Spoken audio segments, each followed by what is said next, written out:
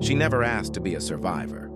Life threw her into the fire, testing her in ways she never imagined. She faced challenges that could have broken her, dealt with pain she never deserved, and endured battles she didn't choose. But despite it all, she kept going. She didn't just survive, she rose above, stronger and more resilient than before. In the face of adversity, she found a strength she never knew she had.